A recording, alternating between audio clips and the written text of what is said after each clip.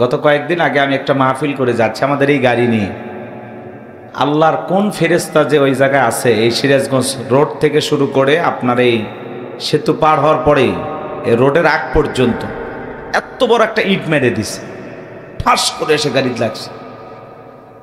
ওই জায়গায় যদি গাড়ি থামান, কি বলেন, ওই ফেরেশতাদের সাথে দেখা হবে না?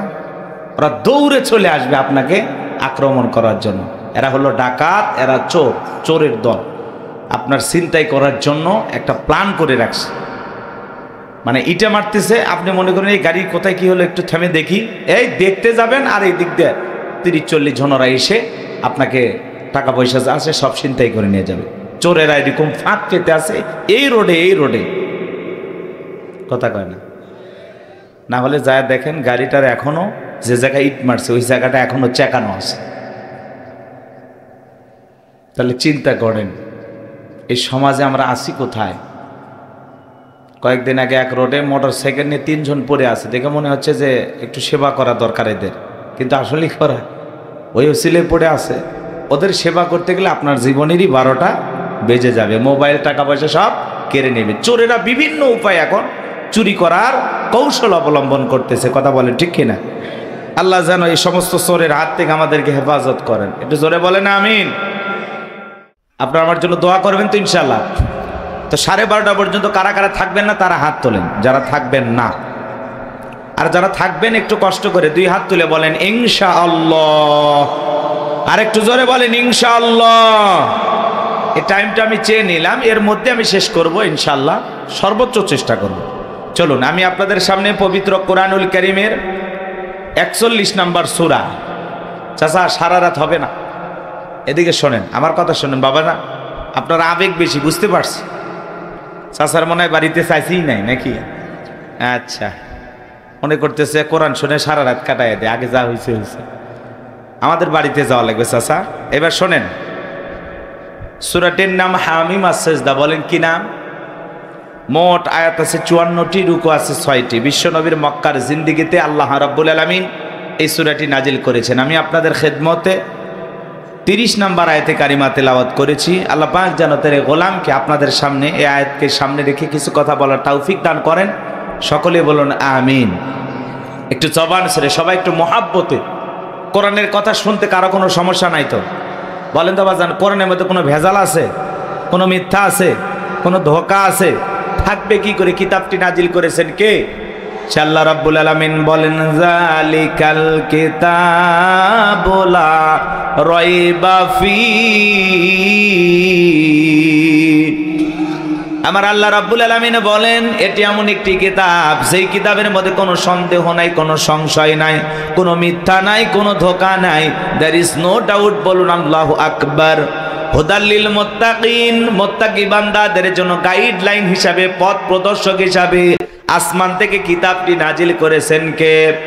সেই কিতাবের আলোচনা শুনলে লাভ না লস? লাভটাকে আমার আল্লাহ জানায় দিলেন, ওয়া ইযা কুরিয়াল কুরআনু ফাসতামিউ লাহু ওয়া আনসিতু লাআল্লাকুম তুরহামুন।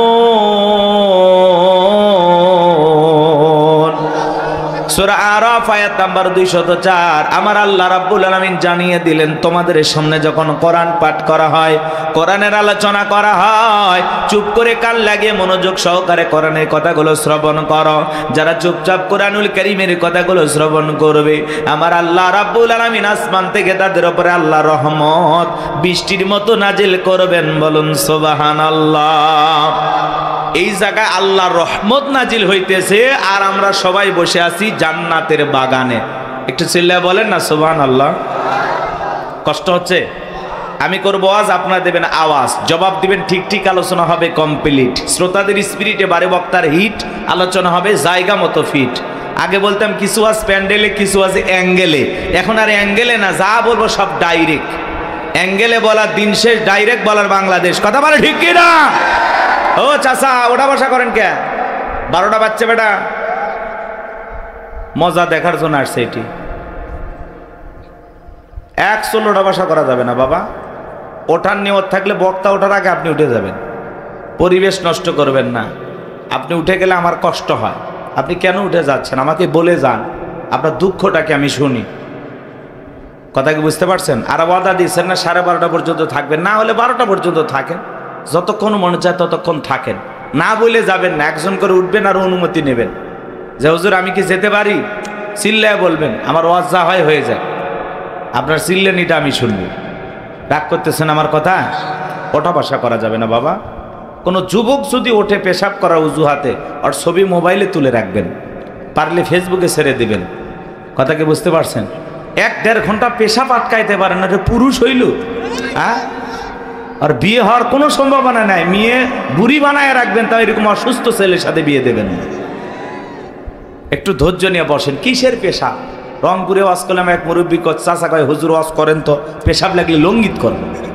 আমি চাচা মেয়ে, চাচি তো রাগ করবে, কয় না, বাড়িতে যা বলবো হুজুর এমন ওয়াজ ধরা ধরছে, এত সুন্দর আলোচনা, ওঠার কোনো কায়দা ছিল না, জায়গাতে কাম সারছে। তো এরকম নিয়ত করে বসেন, 1-1.5 ঘন্টা আটকায় রাখেন। পেশাব জনিত যত রোগ আছে দোয়া করব আল্লাহ যেন সেই রোগগুলো থেকে আপনাকে মুক্তি দেয়। আর আমারই ছাড়ে যাবেন, দোয়ার বদলে বললাম না। হ্যাঁ, একটু ধৈর্য নিয়ে বসেন। রাগ করতেছেন? একটা তাকবীর দেন, লিল্লাহি তাকবীর। তাহলে জবান ছেড়ে সবাই একটু মহাব্বতে আমার সঙ্গে তেলাওয়াত করুন। আউযু বিল্লাহি মিনাশ শাইতানির রাজিম। বিসমিল্লাহির রাহমানির রাহিম।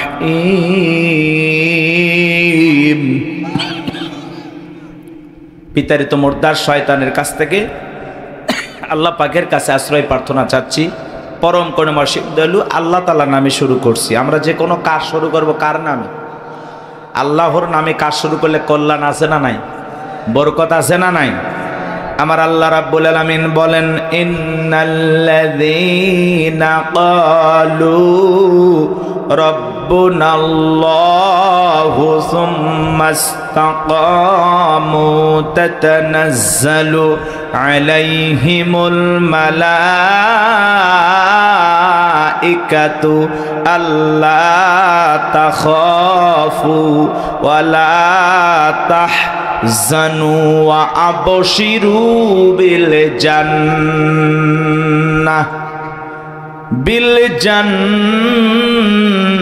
জান্নাতিল্লাতী কুনতুম তুআদুন।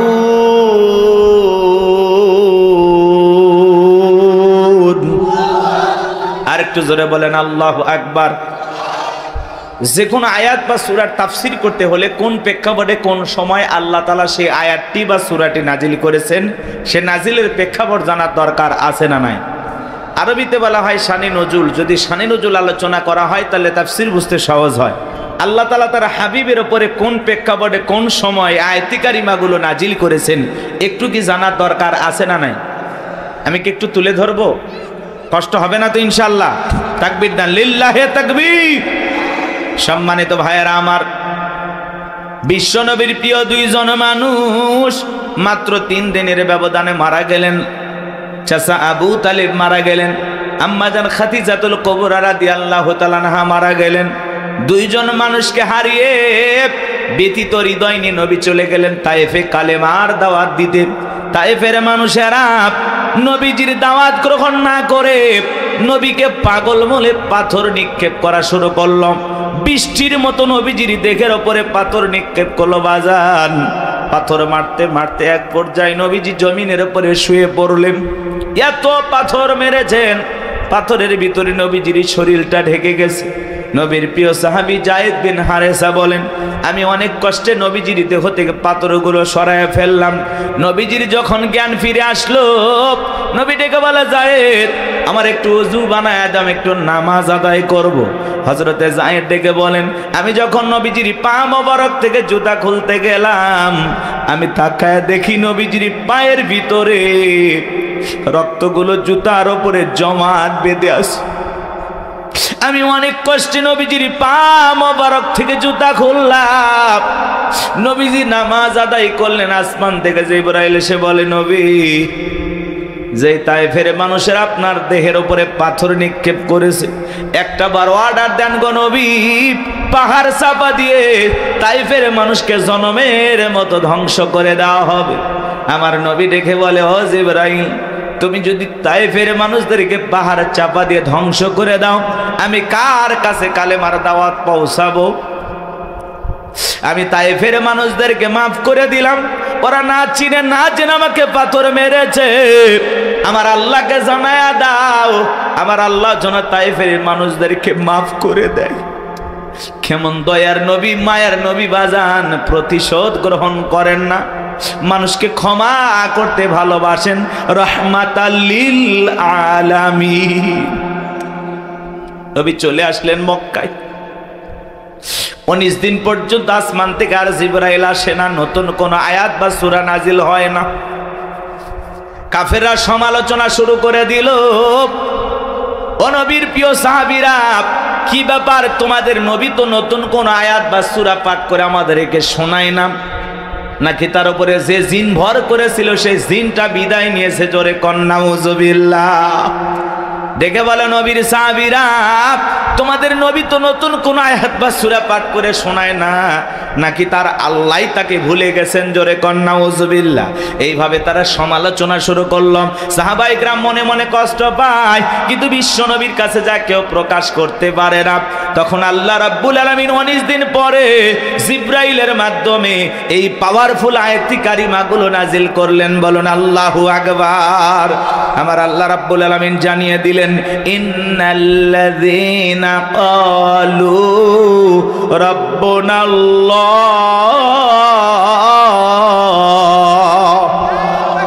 ইন্নাল্লাযীনা ক্বালু রাব্বুনাল্লাহ, নিশ্চয় যারা বলে আমাদের রব আল্লাহ, সুম্মাস্তাকামু, এই কথার উপরে যারা ইস্তেকামাত থাকে, অবিচল অটল থাকে, তাতানাজ্জালু আলাইহিমুল মালাইকা, আসমান থেকে তাদের উপরে আল্লাহর পক্ষ থেকে ফেরেশতা নাজিল হয়। ফেরেশতা নাজিল হয় 3 সময়। ফেরেশতা এসে বলে, আল্লাহ তাখাফু, ভয় পেও না, ওয়ালা তাহজানু, চিন্তা করো না, ওয়া আবশিরু বিল জান্নাতিল্লাতী কুনতুম তুআদুন,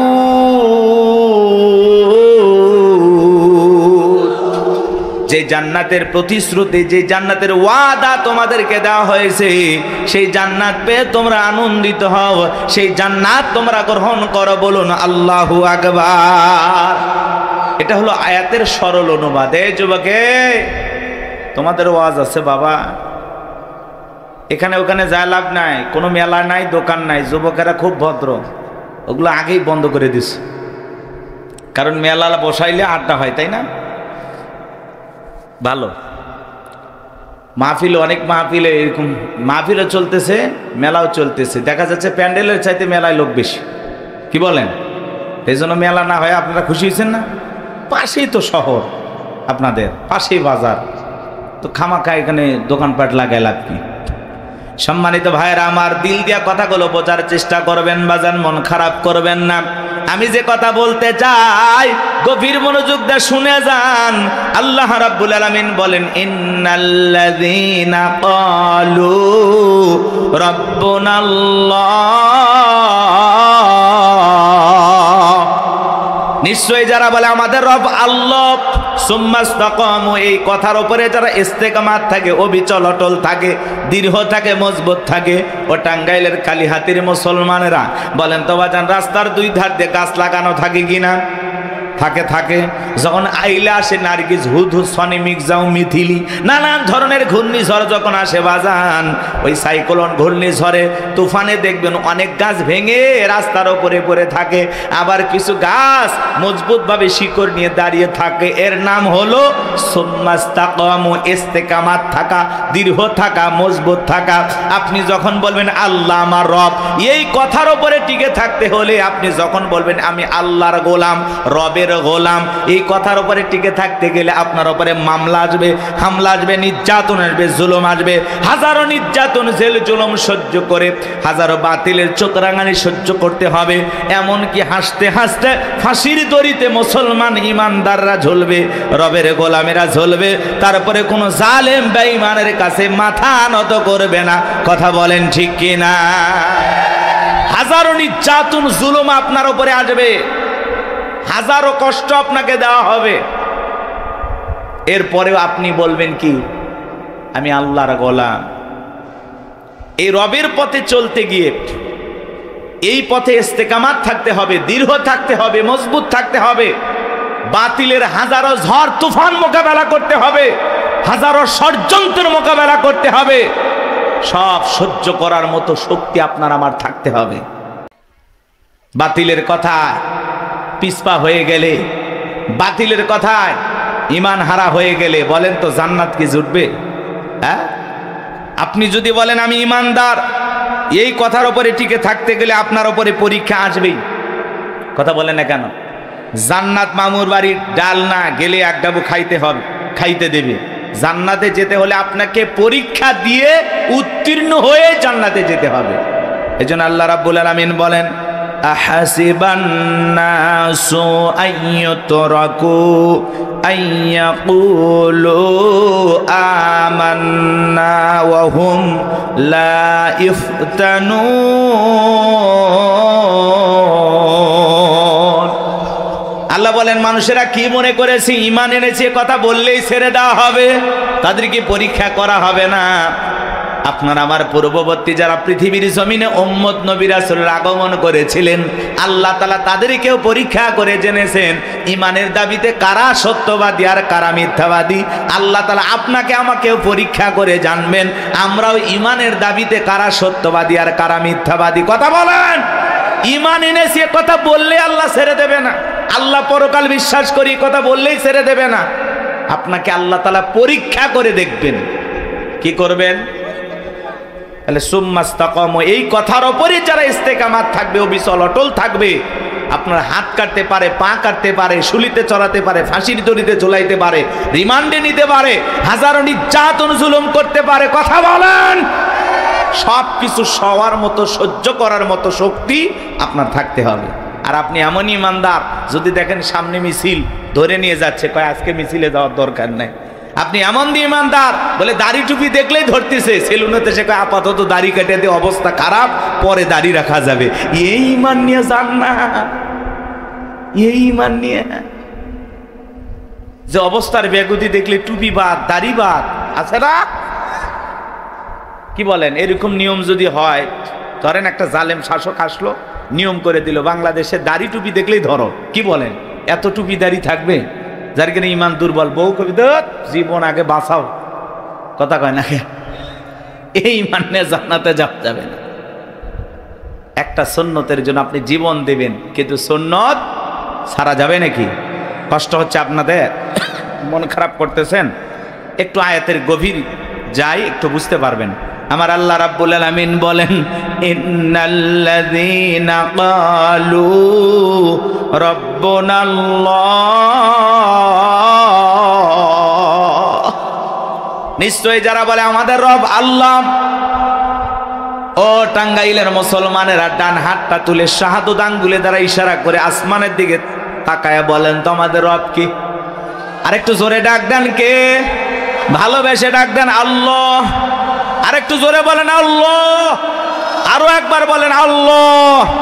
হাত নামান বাজান। এই যে আল্লাহ আল্লাহ বলে ডাক দিলাম, আমাদের আল্লাহ খুশি না বেজার? জবান দিয়ে কথাগুলো বোঝার এবং শোনার চেষ্টা করবেন বাজান। রুহের জগতে আল্লাহ রাব্বুল আলামিন আপনাকে আমাকে প্রশ্ন করে বলেছিলেন, আলাস্তু বিরাব্বিকুম, আমি কি তোমাদের রব নই? আমরা সেদিন সবাই জবাব দিয়ে বলেছিলাম, ক্বালু বালা, অবশ্যই আপনি আমাদের রব। এই পৃথিবীর জমিনে আসার পরে আল্লাহ রাব্বুল আলামিন সর্বপ্রথম যে ওহী নাজিল করেছেন, ইকরা বিসমি রাব্বিকাল্লাযী খালাক, পর তোমার রবের নামে যিনি তোমাদেরকে সৃষ্টি করেছেন। এই আয়াতের ভিতরে রব শব্দ আছে না নাই? এই রবের জ্ঞান শিক্ষা দেওয়া হয় কোথায়? মসজিদ, মাদ্রাসা নাকি স্কুল কলেজে? জোরে বলেন। হ্যাঁ, মাদ্রাসায় আর স্কুলের দিকে তাকায় দেখেন বাজান, কত ছাত্র পড়াশোনা করে, হারে ব্যাগটা পেছনে ঝুলানো আছে, রাস্তার মধ্যে পেশাব করতে আছে, লিখতেছে। জিজ্ঞাসা করলাম, বাবা তোমাদের প্রাইমারি পেশাবখানায় কি আদব কায়দা শেখানো হয় না? তোমাদের স্যারেরা কি একটু আদব কায়দা শিখায় না? দাঁড়ায় কেন পেশাব করতেছো? বৈশা পেশাব করতে পারো না? কয় হুজুর সে কথা বলবেন না, প্রাইমারি পেশাবখানায় যা দেখতেছি সারি তাই দাঁড়িয়ে থেকে পেশাব করে, যেমন দেখতেছে তেমন শিখতেছে। কথা বলেন ঠিক কি না? কত ছাত্র দেখবেন কলেজে পড়াশোনা করে, ইউনিভার্সিটিতে পড়াশোনা করে, পালসার গাড়ি না ঘোরাফেরা করতেছে, রাস্তার মধ্যে হুন্টাটা ব্রেক করে সেন্টার টান দিয়া কুকুরের মতো দাঁড়িয়ে থেকে পেশাব করে, বসেও না। এরকম অভদ্র মুসলমান আছে না নাই? শুধু পায়ের পার্থক্য, কুকুরের স্বভাব ঢুকে গেছে। কুকুরের পা চারটা, ওর পা দুইটা। কথা বলেন, আপনি মুসলমান দাবি করেন, 25, 30, 40 বছর বয়স হয়ে গেছে, পেশাব করেন দাঁড়াইয়া, লজ্জা শরম নাই আপনার? আবার পেশাব করে ওই জায়গায় রেখে দেয়, পানিও নেয় না, টিস্যু নেয় না, টপ টপ করে প্যান্টটা ভিজে যা, কিছুক্ষণ পরে সুগন্ধি বের হয় নাকি? আহা, কপাল ফোরা মুসলমান। হাদিস শরীফের ভিতরে আসছে, পেশাব থেকে পবিত্রতা অর্জন না করার কারণে অনেক মানুষকে শুধু একটা কারণে কবরের আযাব, শাস্তি ভোগ করা লাগবে। শুধু কবরে আযাব হবে কি কারণে? পেশাব থেকে পবিত্রতা অর্জন না করার কারণে। তাহলে চিন্তা করেন এটা কত বড় মারাত্মক গুনাহের কাজ। আল্লাহ আমাদের হেদায়েত দান করেন। বলেন তো বাজান, একটু পেশাব করে টিস্যু নেওয়ার দরকার আছে না নাই? ঢেলে কুলুপ ব্যবহার করার দরকার আছে না নাই? খালি ওয়াজ শুনলে হবে না, আমল করা লাগবে। এক বেচারা আমল করার নিয়ত করছে, বাড়িতে যাওয়ার পথে হঠাৎ করে পেশাব করতেছে আর চিন্তা করতে কিছু ছিল, লাল পিঁপড়ে ইঞ্জেকশন দেওয়া শুরু করছে। তখন বলতেছে, এই জন্য তো আমি হুজুরদের ওয়াজ ভালো লাগে না, সহ্য করি না, এই জন্য তাদের কথা আমল করি না। দোষকে হুজুরের নাকি আর আমলের? কথা বলেন না কেন? এরকম লোক আছে না নাই? আমার ভাইয়েরা গভীর মনোযোগ দিয়ে কথাগুলো শুনবেন বাজান। ছোট্ট বাচ্চা মাদ্রাসায় পরে কি সুন্দর ওযুর পানি আগায়া দিল, দেখলেন না? কি সুন্দর টিস্যুটা আগায়া দেয়। ছোট্ট বাচ্চা কি সুন্দর বৈশা বৈশা পেশাব করে, দাঁড়াইয়া পেশাব করে না।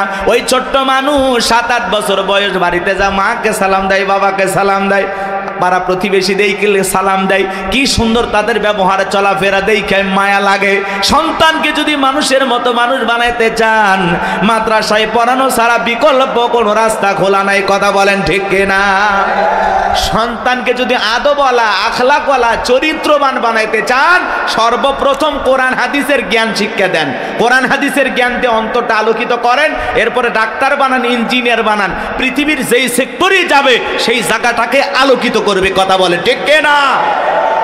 এজন্য সন্তানকে সর্বপ্রথম কথাই দেবেন, এরপরে যেখানে ইচ্ছা সেখানে পড়াবেন ইনশাআল্লাহ। আমরা বলতেছি না আপনার সন্তানকে একেবারে হাফেজ, মুফতি, মুহাদ্দিস বানানো লাগবে, এমনটা না। ডান হাতেরও দরকার আছে, বাম হাতেরও দরকার আছে, হুজুরেরও দরকার আছে, ইঞ্জিনিয়ার ডাক্তারেরও দরকার আছে। কথা বলেন। একটা নারীর সিজার করা লাগবে, আমি গোলাম রব্বানিকে দিয়ে হবে? কথা কয় না। লাগবে কি? ডাক্তার। আমি হুজুর কতটুকুই পারি, একটা পানিতে ফু দিয়ে পানি ভরাই দিতে পারি, ও দিয়ে কাজ হইলে হইল, না হইল না হইল। এসব ডাক্তারের দরকার আছে না? না। বিশাল একটা বিল্ডিং বানাবেন, কি লাগবে? কথা কয় না গো। আচ্ছা, সবেরই দরকার আছে, এজন্য আমরা বলতেছি না। কিন্তু যদি ছোটবেলায় মাদ্রাসায় পড়ে, ডাক্তার হলে আদর্শ ডাক্তার হবে, ডাক্তার নামের কষাই হবে না যে কেসি গজ ভিতরে রেখে সিলাই করে দিবে। কথাকে বুঝতে পারছেন? ওইরকম ডাক্তার হবে না। এই জন্য সন্তানকে মাদ্রাসায় পড়াইতে হবে। পারবো তো ইনশাআল্লাহ? সন্তানদেরকে দিন শিখাবো, ছেলে হোক মেয়ে হোক, সর্বপ্রথম কোরআন সুন্নাহর জ্ঞান তাদের ভিতরে ঢুকাবো। এটা অভিভাবক হিসাবে আমাদের দায়িত্ব। আর সন্তান যদি মাদ্রাসায় পড়ে, ওরে কি নামাজের ওয়াজ আর করা লাগবে? নাকি উল্টো এসে বাড়িতে বাবা মার কাছে নামাজের ওয়াজ করে, আব্বু আমারে মাদ্রাসায় পড়াও, তুমি নামাজ পড়ো না? আব্বু নামাজ পড়ো, আমি হাফিজ হইলে আলেম হলবে, আলেম হইলে মানুষ বলবে দেখো ছেলে হাফিজ আলেম, বাবা নামাজ পড়ে না। এরকম বলে কিনা বলেন তো? আহা, কি মায়া লাগে। মারা এসে কয়, মা টিভি দেখা যাবে না, হুজুর বলছে নামাজ পড়তে হবে। মায়ের সিরিয়ালের সামনে বসে সিরিয়াল দেখে, সন্তানের 2 দিনের কথা শুনে মা বলে টিভি বের করে দাও তো। ছোট্ট বাচ্চা মাদ্রাসায় বসে আমারে শাসন করে। হ্যাঁ, কথা বলে। আপনার ঘরটা মনে আলোকিত হয়ে যায়, সুন্দর হয়ে যায়। ওই যে বিশ্ববিজয় একজন হাফেজ তো কি, তার মারা গেল অল্প বয়সে, বাবা জানাজায় দাঁড়ায় বলতেছে, আমার ছেলে দেখলাম নিঃশ্বাসটা ত্যাগ করতেছে, তখনও কোরআন তেলাওয়াত করতেছে। সুবহানাল্লাহ। বলে আমার ছেলে যে কাফনে মোড়ানো, আমি আফসোস করতেছি না তো, আল্লাহ যে কয়দিন হাদিস নিয়ে গেছে, আমি আফসোস করব কেন? আমার ছেলে তো ঘুমাইছে, আমি আফসোস করি নাই। দেখেন বাবার কতটা ধৈর্য, কারণ একটা হাফেজ সন্তান, বিশ্ববিজয়ী হাফেজ ছিল। কথা কি বলছেন? পিএসপি কোরআনের আলোর চ্যাম্পিয়ন ছিল। মাশাআল্লাহ বলেন। এমন একটা সন্তান আমাদের দরকার। আমাদের দরকার বিশ্ব চ্যাম্পিয়ন হওয়া হাফেজ আলেম। কথা বলেন, কথা বলেন। ক্রিকেটার নায়ক, ফুটবল বালায় লাভ নাই। সুপারস্টার গায়ক বানায় লাভ নাই, সন্তানকে বানাইতে হবে কোরআনের পাখি। কথা বলেন পারবো তো ইনশাআল্লাহ? আল্লাহ কবুল করেন না? একটু জোরে বলেন আমিন। আল্লাহ যেন কবুল করেন, জোরে বলেন আমিন।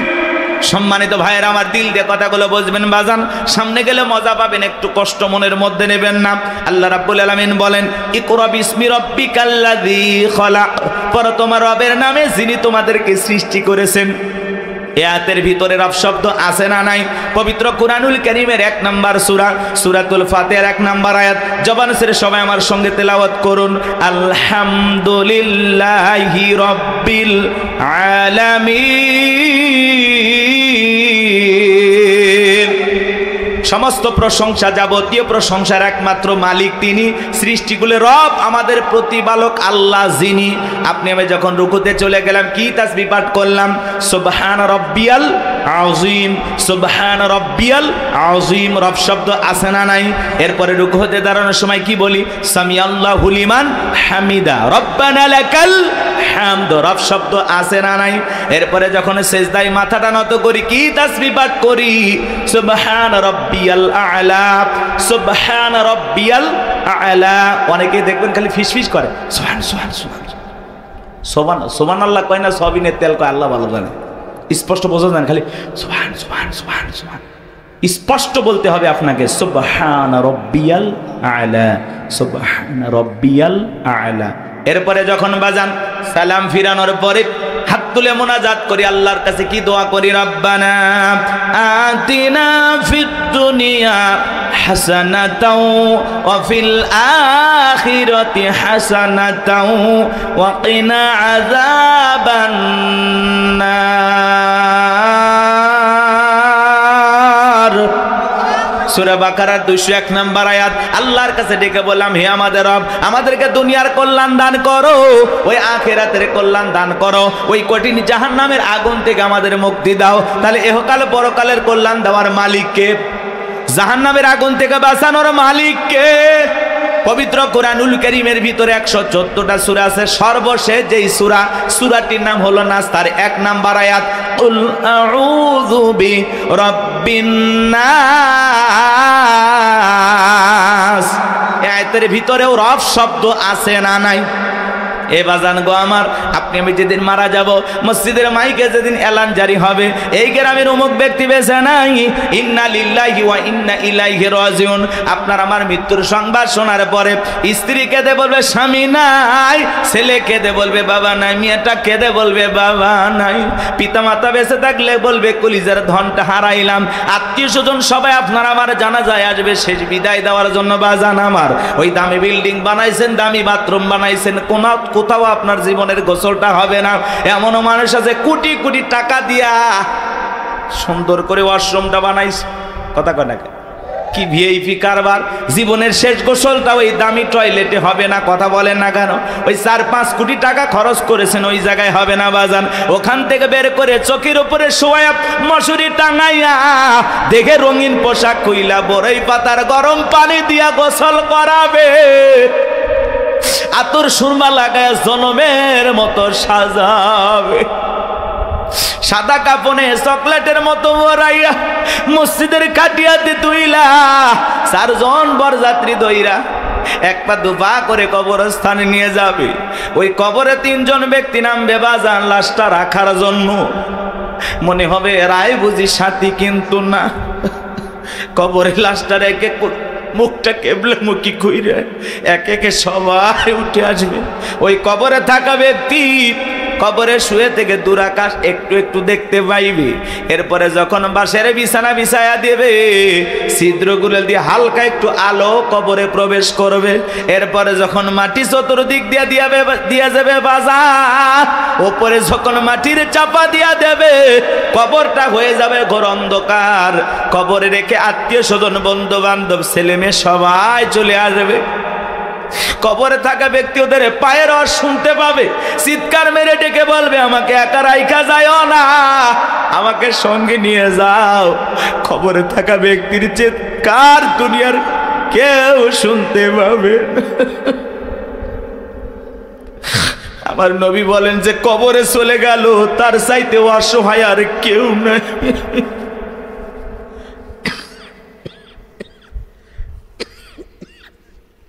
আমার নবীজি বলেছেন, ক্বালা রাসূলুল্লাহি সাল্লাল্লাহু আলাইহি ওয়াসাল্লাম, ইন্নামাল কুবুরু রাউযাতুম মিন রিয়াদিল জান্নাহ আও হুফরাতুম মিন হুফারিন নার। রাহু তিরমিজি।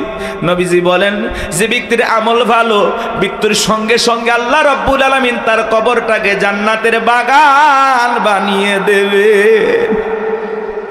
আর যে ব্যক্তির আমল খারাপ, আও হুফরাতুম মিন হুফারিন নার, তার কবরটা হবে জাহান্নামের আগুনের গর্ত।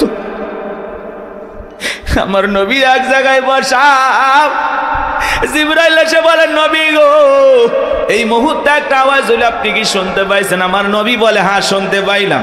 জিবরাইল বলে, নবী, আজ থেকে ৭০ বছর আগে আল্লাহ রাব্বুল আলামিন জাহান্নামের গর্তের মুখে একটা পাথর ছেড়ে দিয়েছে। এই মাত্র জাহান্নামের তলদেশে পাথরটা পৌঁছাইলো।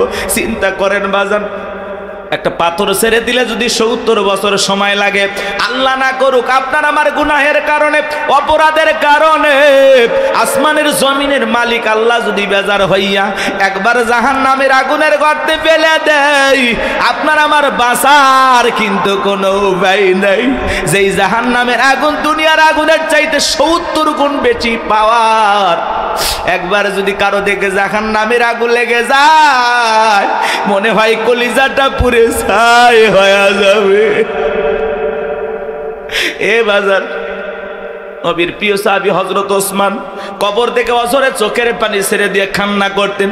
সাহাবায়ে কেরাম ডেকে বলে, ভাই আপনি কবর দেখে কেন অঝরে কান্না করেন, কি হয়েছে আপনারা বলেন? হযরত ওসমান ডেকে বলেন, প্রত্যেকটা মানুষের প্রথম মঞ্জিল, প্রথম ঘাঁটি, প্রথম স্টেশন হলো এই কবর। এই কবরের ভিতরে 3টা প্রশ্ন করা হবে। যে সঠিক উত্তর দিতে পারবে তার মিজান ফুলসিরাতে কোনো টেনশন নাই, কিন্তু যে উত্তর দিতে পারবে না তার কিন্তু বাঁচার কোনো উপায় নাই। জান্নাতের সার্টিফিকেট প্রাপ্ত সাহাবী কবরে দেখে কান্না করে। ভালো করে বুঝবেন, দুনিয়ার থাকতে জান্নাতের কি পাইছে? কথা বলেন ভাই, কথা বলেন। সেই মানুষ কবর দেখলে অঝরে কান্না করেন। মাঝে মাঝে হযরত ওসমান এত কান্না করতেন, কবরস্থানের পাশে তিনি অজ্ঞান হয়ে পড়ে থাকতেন, জ্ঞান হারিয়ে ফেলতেন। আর আমরা সকালে কবর দেয়, বিকেলে যা তাস খেলে, জুয়া খেলে। সকালে কবর দেয়, বিকেল বেলা যায় মা বোনেরা খের কুড়াই, মানে যে লাকড়ি কুড়াই আছে না, পাতা ঝাড় দেয়, পাতা ঝাড় দেয়, কঞ্চি টঞ্চি থাকে না, ওগুলো ঝাড় দিয়ে পরিষ্কার করে নিয়ে আসে। ভয় নাই। আগে নতুন কবর দেখলে মানুষ 2-1 দিন ভয় পাইতো। কথা বলেন, আগের মানুষের কথা বলতেছি। আর এখন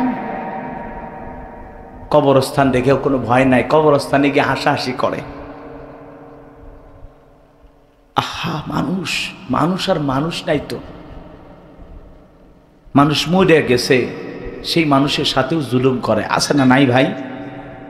চিন্তা করেন।